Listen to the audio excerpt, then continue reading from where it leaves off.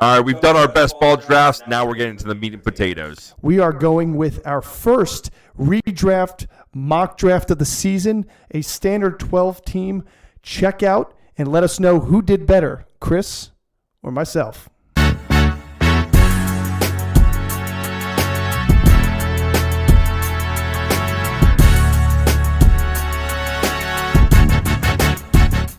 And welcome back to the Standard Fantasy Football Podcast. I'm your host, Jono. And I'm your host, Chris. And after a little bit of technical difficulty trying to get a random generator where it just kept popping us right next to each other, we have a little bit of a diversity here where I'm going to be drafting another 12 position and John's going to be drafting another 8 position. A position I don't like to be in, so this is why I'm happy to be showing everybody what to expect from the 8 spot here early in this draft season. I love the 12 spot. I do too. I think 12. I think 10, 11, 12 is my favorite spot. I also don't mind 1 and 2. 3 is where I just don't love to be. I was in 3 last year, and it's a position where you feel like you have to take somebody in that spot that you don't want to take. Yeah. So just before we get started, let's clarify what we're doing. It's the standard fantasy football draft, obviously. And what we're going to do here, we do all touchdowns for 6 points. So obviously non-PPR, standard. Yeah, obviously standard. We have 2 running back, 2 receiver, a flex position. We'll have defense and kickers involved in here too because this is regular redraft. It is not super flex and it is not 2 quarterback league, single quarterback league too. Yep, 1 tight end, not a super flex or not a correct tight end premium or anything weird. It's standard. So let's get started. Are you ready? Cheers. Prost. May the best team win. And May you suck. Well, all right. That's not very nice. It's not very nice. It is very nice. This beer is. Are you sure you want to start the draft? Of course we do. Yeah. All right, kicking it off. McCaffrey, Jefferson, Lamb, Tyreek, Brees, Chase, Bijan, Amon-Ra, and me at the 8. I'm sitting here with A.J. Brown, Puka Nacua, Jahmyr Gibbs, Garrett Wilson. Here's the thing. It is a standard league. It's a standard league. I'm enticed to pass over A.J. Brown and Puka Nacua and head myself towards Jahmyr Gibbs. It is one of these situations where teams 10, 11, and I know Chris at 12, and I know how he's drafted in our leagues in the past. I'm worried that a quality running back like Taylor, Saquon, or even Kyron won't even be there by the time it gets back to me. So I'm going to hope that's the case here. And obviously I'm giving you my strategy here, but... For sure. I mean, this is what you're absolutely right. Because I'm going to go back-to-back running backs here because it's standard, and This is what I do. So going Jonathan Taylor and then Saquon Barkley here. Which is what I would love to do any single day. So A.J. Brown and Puka Nacua went beforehand. Garrett Wilson, Drake London afterwards here. Sitting pretty for me here is Marvin Harrison. Kyron Williams is also here, and I'm very interested in trying to grab him early on. Devontae, Olave, Ayuk, even Achane. The difference between Kyron and Achane right here is I think the ceiling for Achane can be amazing on a week-to-week basis. Sure. So I'm going to bypass Kyron, and I'm going to go with Devon Achane. I'm going to go with the double running back as well in the back end here because I think that's the position where you benefit the most is because you have the quality running backs in these standard leagues when people are trying to jump up on these receivers. We saw the first quarterback go. 2 tight ends back-to-back. Laporta, the first one off the board, then Kelsey. Jacobs, Diggs, Olave, Henry, Nico, Etienne, Evans, Debo, and DJ Moore. Back to me here. Now, look who's sitting up top. Mr. Malik Neighbors. You love it. I know, I do love it, but I think I'm going to have to bypass him as my first one, and I'm going to go a little off cue here, and I'm going to go with Lamar Jackson. He's going Lamar. I'm going Lamar, second quarterback off the board. Well, that's great because I'm also going to pass up on Neighbors, and I'm also going to go with the quarterback here. Actually, you know what? I don't think I'm going to. I think what I'm going to continue to do is load up at my positions. I really like what I can do. I think getting Jalen Hurts, I think getting a guy who is going to lead the backfield in rushes and being on one of the best offense football. I'm going to go Isaiah Pacheco, my first pick there. And then a guy that we all love. That's a triple threat. And then, the guy that we all love, We absolutely think he's dropping in terms of Do value. not do it to me. I'm going to do it. I'm going to go Cooper Kupp here. I was hoping he would be my first one. Well, Hurts and Neighbors go. We're sitting here with Waddle, Mahomes, Stroud, Devonta Smith, Trey McBride, DK Metcalf. I'm tempted to pick Waddle or Devonta Smith here as my first guys, but I don't know. It's tough for me to bypass someone like DK Metcalf if I want to get that top receiver, and I don't want to miss on the receiver here in the 4th round, because the 5th round it starts to get slim pickings for that number 1 guy. I already have 2 solid running backs where I could bypass the running back position for a couple rounds, and I have my quarterback, which means I took the quarterback in the first 3 rounds. I do not suggest you go quarterback and tight end in the first 4 rounds. If you do, you better be in a good keeper league, or you better have real good reason why you're going to do it. So I'm going to go with DK Metcalf here as my first wide receiver off the board. Waddle, Mixon, Cook, Stroud, McBride, Mahomes, Walker, and Devonta Smith round out the 4th round. Tank Dell, Keenan Allen, Roma Dunze, T. Higgins, Kyle Pitts, George Pickens, Cooper, Andrews. Oh, he almost fell to me one more round. Now I'm tempted here to go with Dalton Kincaid. I really am. If I had not taken Lamar Jackson and I went with a wide receiver, which would have been Michael Pittman on that pick where I took Lamar Jackson, I'd probably go Anthony Richardson here. But I'm not going to be doing that. Instead, I'm going to go with the tried and true. Even though this is non-PPR, this is a standard scoring league here, I'd be tempted to go tried and true here with Alvin Kamara. But you know what? I know who's at the end of this draft on me. I really do. And I'm going to go George Kittle. I'm going to grab my tight end here because I want to go premier tight end. That's great because I was going to go tight end anyway. And if you didn't go Kincaid and Kittle was still there, I would have went Kittle. Well, I know your affinity for Kittle since he was a rookie anyway. I love him. I think he's the best tight end in football. I'm going to draft Kincaid with my first pick. And already being stacked up there, this is a guy, I'm stuck here on who I would want to grab because I'm not going to have an opportunity at either one of them. And I think I kind of have to go with Christian Kirk as my second receiver. It's a good pick. I like it. I'm going to fade the wide receiver position here again, and I'm going to load up on another running back here who's in a new home, new place. I'd normally go with Terry McLaurin. But does he wear a sombrero? He does, and maybe he's going to have a purple and gold one instead of green and gold. 100% So Aaron Jones as my third running back off the board.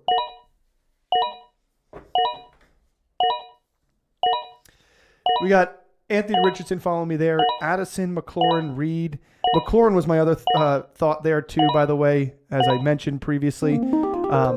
Montgomery, Worthy, Burrow, and Ramondre rounding out that round there. DeAndre Swift, who I do love, and I would have been tempted to grab there. I just do like the opportunity for Aaron Jones being the pinnacle of that offense. Godwin, Hollywood, Mostert, Najee, Ingram, Ridley, Pollard. I mean, Ingram in the 7th round is awesome if anybody can get him there. And now I'm sitting here too. I've already got Kittle. I'd be tempted to go get Brock Bowers. We got these quarterbacks on the board. I'm stocked here. I'm going straight up wide receiver. And I just got to love DeAndre Hopkins in this offense. I mean, they are just bringing this offense to be a pass-heavy offense and a pass funnel. And if you could be the number 1 receiver in a situation like that, you got to love it. Well, I absolutely love what just happened. So Prescott and Njoku after that? No, I absolutely love that because the wide receivers that were still there for me, and I'm going to go back-to-back rookies here. The first one being Brian Thomas Jr. I think he's going to have a huge opportunity there. I know I just got Christian Kirk, but I want a piece of that offense. I like having both those guys there. The second one being Ladd McConkey. So that's who I was hoping would fall to me here, but I wanted to go with a veteran as my wide receiver too. And I still like having these guys here, even though they're both rookies, even though I just draft back-to-back players on the same team, back-to-back wide receivers on the same team. I don't care because I think Brian Robinson Jr. is going to be a touchdown machine, whereas Christian Kirk is going to have a lot of volume and opportunity. Well, I'm going to go on the rookie train with you here too, and I'm going to go Keon Coleman. Hey. So come on, ride the train. Choo-choo ride it. Yeah. Keon Coleman, followed up by Nick Chubb, Brock Bowers, Kyler Murray, Deontay Johnson, Eckler, Jalen Warren Brooks, and the last one being Caleb Williams in the, what was that, 8th round. 9th round starts off with Fergie, JSN, Trey Benson, Jordan Love, Goddard, Zach Moss, Purdy, and Jamison Williams. Again, we are in a standard scoring league, so running backs being the most injured one is one that I want to be trying have some opportunity to have a little depth in. And to me, I think the last big person here to grab, well, there's two here, I would say, being Brian Robinson and Devin Singletary that will shoulder the load on their offenses. I think I'm going to go with my Giants tried and true here and go grab Devin Singletary as my 4th running back. I'm so happy you did that because actually, you know what? It doesn't matter. I had 2 thoughts here. I said either I'm going to go and grab Brian Robinson Jr., Who you love, I know that. who too. I absolutely love, but I have 3 running backs already. I don't have a quarterback, and I do like the next 2 available quarterbacks, and I think I want to take them both. And the first one, I'm going to go and grab Jared Goff. I think he is going to be, he's just, for standard, this is a guy that, what am I drafting in the 9th round right now? Yeah. And I'm getting Jared Goff, who is going to be a top 10 quarterback in terms of fantasy. So I'm perfectly happy with that. And then going and getting rookie and following up with that with Jaden Daniels is really tempting to me. I do like Brian Robinson Jr. there as well. And it's really hard for me not to take him in case I do have an injury at one of my other running backs. I'm going to be solidified throughout the season. At wide receiver, there's no one that really stands out to where I'm absolutely in love with it. But I think I can get a quarterback later on, so I'm going to go and get Brian Robinson Jr. here. So here's the thing. 2 tight ends afterwards. Thank you. Taking Brian Robinson, I think was a good pick because I would have taken him if he made his way back to me here. I love some of these other guys in the running back squad, but I'm not loving it enough that I want to take away from my depth. I mean, the fact that I have Gibbs, Achane, Aaron Jones, and Singletary already, I've got RB1s across the board, except for Achane, who's going to be a 1B to Mostert or 1A to Mostert. So I'm going to go take another chance on another rookie wide receiver who's the number 2 in his situation, and that's Adonai Mitchell. A.D. Mitchell, ex-Georgia player, went to Texas. I like what he can do. Normally here, had you faded Brian Robinson, I probably would have done this. So I'm going to go with A.D. Mitchell here. Romeo Dobbs, who I love, Lockett, Sutton. Those were the other 2 that I was looking at Sutton, Dobbs, and Mitchell, but I wanted to take a chance on the rookie. Mike Williams in the 10th is such a steal for team 1 here. Jaden Daniels went, and Justin Herbert went. Samuel, Kmet, Myers, Brown, Herbert, Charbonnet, Lawrence, and Elliott. Back to me here. Now, I really, really was excited to possibly take Jaden Daniels like you were thinking about, only because you talked about it out loud. But realistically, sitting next to you, you wouldn't be talking out loud to me. And also the way we're drafting too, everybody, in our actual league, the Glenn and Friends League, we do have a keeper rule.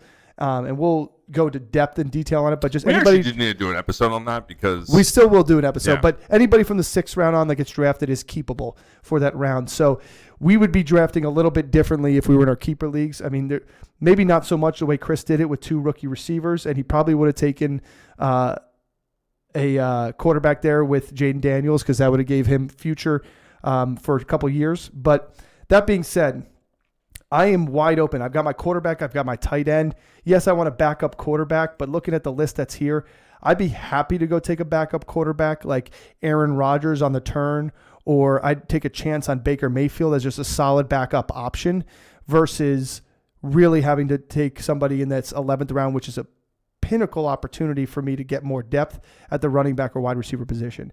I like Khalil Shakir. I like Leggett. But I've already gone 2 rookie receivers, so I don't want to go down that route. I love Troy Franklin, but not going to go down that route right here. But Jahan Dotson is somebody I'm really, really high on, and I think could end up being the wide receiver 1 in terms of fantasy stats for this team.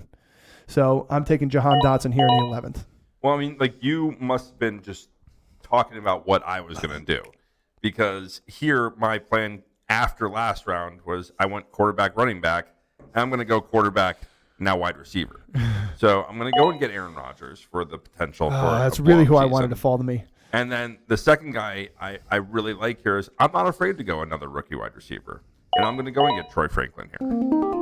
Well, and listen, all the power to you for the rookies. Happy about that. Now I will take a chance at a rookie wide receiver. All right, so give me Xavier Leggett. Well, I'm not saying I'm going to, but this would be the guy I would take a chance on. Yeah. Would be Leggett. I think he's somebody that is going to go out and have an opportunity to be the main guy there. But I want to look at running back positions here. Like, again, we are in a standard scoring situation here, and I want to make sure that I have a depth at the one position that cannot stay healthy long enough. And Chuba Hubbard is a guy that is going to have the opportunity to spearhead this backfield once again. So I'm going to grab myself Chuba in the 12th. A little Chuba? Little Chuba. Did you get a little Chuba? A little Chuba Chup. When you selected that, did you get a little Chuba? I had a, half Chuba. Half Chuba. And that being said, it's also because, don't forget, we do have to draft defenses and there goes kickers. the first kicker. So Justin Tucker gone. Normally what I would do in this situation when the first kicker goes is when I start to think about my defenses. So I'd rather be the first defense to go here. For sure. So I'm going to go with the San Francisco 49ers. That's great. And here, I have Dalton Kincaid. I don't really need a backup tight end because I can go address that in the season. What I can't address in the season is missing out on a receiver that's going to go really early that I think is going to have an impact on his team, and that's going to be Adam Thielen. So I'm going to go and draft Adam Thielen. And then I am also going to go defense here because I don't care about my kicker, but I'm going to go a better defense. And that's the New York Jets. Yeah, good Jets. Well, in a situation here where I'm happy with the team I had if I was starting here and there wasn't a 15th round pick and I got to pick a kicker. So I'm going to pick a kicker first, and then I'm going to go back and take my 15th pick on a guy that I really – it's more of a flyer pick that's a hopeful, and we'll see what ends up being there for me there. I'm going to go with somebody and a team that should have a bounce-back offensive year with Younghoe Koo. Younghoe Koo? A solid kicker who could kick from deep and could kick very accurately. And if you have Kirk Cousins there getting you into the red zone enough times, there's some opportunities for you there. I like him. I mean, I'm just going to take the best kicker on the board. And back to me here, final pick of the round. I've got the pick of the litter. I'm in the same boat as Chris. I've already got George Kittle. I don't need a second tight end. The only thing I would have done was taken Bowers a little bit earlier, and then I would have had trade bait, or I would have had an opportunity as Bowers in our Glenn and Friends League as a keeper and been traded Kittle away to somebody else for some value in an area if I had an injury. But that's not the case. So this is normally where I'm going to go ahead and take a chance on a wide receiver, a rookie wide receiver, added to as well. And I'm going to go with, I'm leaning Roman Wilson here, but I also really like Malachi Corley. But most likely just the fact that Roman Wilson, his opportunity to be wide receiver 2 at this offense is pretty high. And I think we should see a revamped Steelers offense with a great defense that they have rolling out there too as well. And the last pick in the draft, Mr. Irrelevant. It is June, so I think it's very relevant that I go and select Matt Gay. All right, so let's go over the rosters here. I have Jahmyr Gibbs, Devon Achane, Lamar Jackson, DK Metcalf, George Kittle as my tight end, Aaron Jones as my RB3, D-Hop as my wide receiver 2, Keon Coleman, A.D. Mitchell as my other wide receivers, Singletary and Hubbard on the bench for me at the running back spot, Jahan Dotson, Roman Wilson with the Niners, and Younghoe Koo. Chris going off with Jonathan Taylor, Barkley, and Pacheco, a three-headed monster to start the season off. A bunch of angry runners there. Cooper Kupp falling to him in the 4th round is a steal. Wish I had taken him over Pittman, but I just like Pittman so much. Lamar Jackson, but I want to take that quarterback. So Cooper Kupp, Christian Kirk, Brian Thomas as his top 3 receivers, Dalton Kincaid as his tight end. His bench of receivers, McConkey, Franklin, Thielen, Brian Robinson Jr. as his backup running back, Aaron Rodgers, backup quarterback, and Jets and Matt Gay. Notice I didn't go with a backup quarterback. That is a situation, too, if you saw who everybody got drafted. there's still Baker Mayfield sitting on the waivers. There's still people on the waivers. And in a redraft league in 12, if it's a single quarterback, there's going to be quarterbacks on the waivers if you know how your league drafts. And not just drafts, but know your league and how they. Our league, they're not. Our league doesn't have those people on waivers at all. Our league is very savage. Like if you only have one quarterback and that quarterback gets hurt, people will spend their fab just to block you. All of their fab too. All of their fab just to block you.